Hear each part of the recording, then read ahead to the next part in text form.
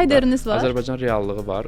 Riderim var. Necədir? Məsələn, nələr orada xüsusi qeyd olunur? Nə olmalıdır? Amma mənim heç bir xüsusi istəyim yoxdur. Yəni Kofe olsun, ləbləbi, heç olmasa. Demək olar ki, yoxdur. Hərdən sadəcə olaraq belə artist kimi görünmək üçün nəsə deyirəm, amma mənim yəni həqiqətən heç nə istəmirəm. Yəni ümumiyyətlə mənə qəribə gəlir kimsə nəsə eləyəndə. Və maksimum çay, su falan ola bilər.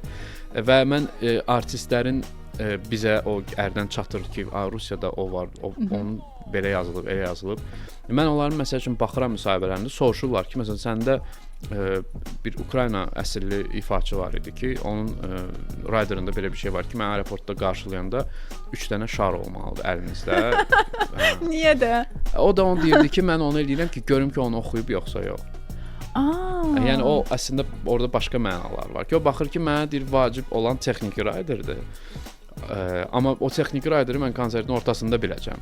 Ona görə burdan mən onu yoxlayıram ki, görüm o şnurları da orada düz qoyub yoxsa yox. Kimdir onu eləyən? Çox ağıllı adamdır. Səhv eləmirəmsə Ivan Dorn eşitmişdim, onu demişdi. Çox ağıllıdır. Və başqa artistlərdə də bu faktorlar var ki, onlar belə qeyri-adekvat görünən istəklər istəyirlər ki, yoxlasınlar ki, sən bunu oxumusan yoxsa. Bakıda konsertə gələndə, böyük konserti verəndə xatırlayıram ki, mühafizə qrup komandası ilə falan, yəni əməlli oturub yarım saat danışmışdıq ki, bizim kütlə fərqlidir. Siz burada heç kimi itələyə bilməzsiniz. Siz burada nə bilim qışqıra bilməzsiniz heç kimin üstünə.